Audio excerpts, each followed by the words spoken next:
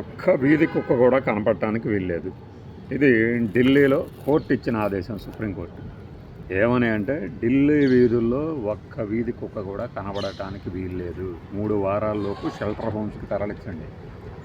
ఇంకా ఇలాంటి విషయాల్లో మన జంతు ప్రేమికుల సంస్థలు బయలుదేరుతాయి కదా, పర్యావరణ సంస్థలు అనేవి. వాటికి కూడా ఇలాంటి పిటిషన్లు మేము ఎంటర్టైన్ చేయము. ఏమైనా వేస్తే అయ్యో వీధి కుక్కలు ఏమవుతాయి, అయ్యి మనలాంటి ప్రాణులే, ఇలాంటి పిటిషన్లు వాదనలతో కనుక వచ్చినా మేము వాటిని పట్టించుకోం. ప్రభుత్వం తరపు వాదన మాత్రమే వింటాం. ఎందుకంటే ఎప్పుడో ఇచ్చిన ఆదేశాల గురించి ఇంకా ఎందుకు అమలు చేయలేదు అంటే, జస్టిస్ పార్థివాలా గారు కొన్ని పర్యావరణ సంస్థలు, జంతు ప్రేమికుల సంస్థలు ఇలా అంటే, ఇప్పుడు ర్యాబిస్ కుక్క కాటు వల్ల వచ్చే ర్యాబిస్ వ్యాధితో చనిపోయిన వారి ప్రాణాలను తీసుకురమ్మనండి ఆ జంతు ప్రేమికుల్ని, అప్పుడు మాట్లాడదాము. కుదరదు. ఇకపై దీంట్లో ఏ సాకు చూపించి వాయిదా వేయడానికి వీల్లేదు.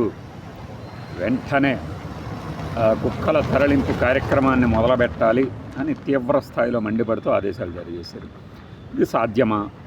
కొన్ని విషయాలు మనం సాధ్యమా అలా అసలు ఒక్క కుక్క కూడా కనబడకుండా ఉండటం అనేది అనిపిస్తుంది. కానీ ఒక ఏరియాని తీసుకున్నప్పుడు ఆ ఏరియాలో పకడ్బందీగా ప్లానింగ్ కనుక జరిగితే ఏదైనా సాధ్యమే అనేది న్యూజిలాండ్ సహా చాలా దేశాలు కొన్ని విషయాల్లో ప్రూవ్ చేశాయి. అట్లానే ఢిల్లీ ఎన్సీఆర్ని ఒక యూనిట్గా తీసుకున్నప్పుడు యంత్రాంగం కనుక యుద్ధ ప్రాతిపదికన ముందుకొస్తే సాధ్యపడుతుంది. వీధి కుక్కలని షెల్టర్ హోమ్స్ కన్నా తరలించాలి, వాటికి యాంటీ ర్యాబీస్ ఇంజెక్షన్ వేయించాలి, తర్వాత వ్యాక్సినేషన్ జరిపించాలి, ఇలాంటివన్నీ చేయాలి అనేది సుప్రీంకోర్టు తాలూకు ఆదేశాలు. సరే, ఢిల్లీలో కోర్టు ఆదేశాలు ఎలా ఉన్నా కూడా మన హైదరాబాద్లో కూడా అంతకుముందు జిహెచ్ఎంసీ మేయర్ని ట్యాగ్ చేస్తూ ఓ పెద్ద కాన్వాసే జరిగింది అప్పట్లో. ఏది వీధి కుక్కలు కరిచి చిన్నపిల్లలు చనిపోయిన తరుణంలో నిజంగా చాలా బాధాకరంగా అనిపిస్తుంది. ఒకటి, అవి కరిచి చనిపోవడం. రెండవది, యాంటీ ర్యాబీస్ డోసులు అనేవి దొరకకుండా పోవటం, యాంటీడోట్లు. ఇది అంతకన్నా దారుణం కదా. ఈవెన్ కరోనా కన్నా వ్యాక్సిన్ దొరికిందేమో కానీ ఇది అప్పుడప్పుడు తయారు చేసింది.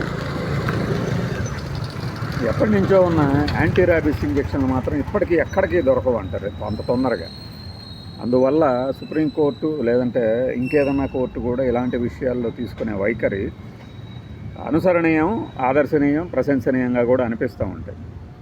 నువ్వు పెంచుకునే కుక్క నీకు ముద్దు, అవతలవాడి పిక్కబట్టుకొని కరిచి వాడి గాయాల బారిన పడి దాదాపు ప్రాణాలు పోగొట్టుకునే అంత స్థితికి చేరినప్పుడు దాన్ని ఎలా సమర్థిస్తారు? ఈ సిటీలో చాలామంది అదో పెద్ద ఫ్యాషన్, కుక్కలను పెట్టుకొని తిరగడం, కుక్కలతోనే మాట్లాడుకుంటాం. నీ కుక్కని ఇష్టం, నువ్వేమైనా చేసుకొని సాగు, మాకు అనవసరం. మిగిలిన వాడి మీద వదలటం. ఇంకా లిఫ్ట్లో చూస్తూ ఉంటాం, లిఫ్ట్లో కూడా తీసుకొచ్చేసి ఏం చేయదు అనుకుంటాం. అది ఏం చేస్తుందో ఏం చేయదో అవతలవాడికి అనవసరం కదా.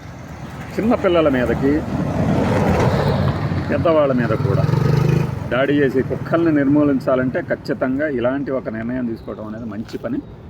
ఆ పని అక్కడ మొదలై దేశం మొత్తం ఇలా జరగాలి. దీనికి సంబంధించి కుక్కలకి వీధి ఫుడ్ పెడతారు అని చెప్పి కర్ణాటకలో ఒక ఇది వచ్చింది. ఢిల్లీ బృహన్ బెంగళూరు పాలికై అనుకుంటూ ఆ కార్పొరేషను ఏటా 2 కోట్లు 3 కోట్లు ఖర్చు పెట్టి మరీ కుక్కలకు తిండి పెట్టే ఒక ప్రోగ్రాం తీసుకొచ్చారు. ఆ సమయంలోనే మన కార్తీ చిదంబరం ఒక కామెంట్ కూడా చేశారు, అసలు దానికి వాటిని ఎక్కడని పట్టుకుంటారు, ఎలా ఇస్తారు అని. ఆయన ఇంకొద్దిగా ఇలాంటి విషయాల్లో కూడా చొరవ తీసుకొని ఈ వీధి కుక్కల నిర్మూలన అది ఏ పరంగానే కానీ చేయటం గురించి కూడా ఇంకేదైనా చేస్తే బాగుంటుందనేది సూచన ఆయనకి. ఎందుకంటే పర్టికులర్గా ఆయన ఆ విషయంలో ప్రధానమంత్రి మోడీ గారిని కూడా కలిశారు ఈ విషయాల మీద. అలాంటప్పుడు మనము కోర్టు ఇచ్చిన డైరెక్షన్ని ఢిల్లీ ప్రభుత్వం ఎలా చేయబోతుంది, ఎలా అమలు చేయబోతుంది అనేది చూద్దాం. బాయ్.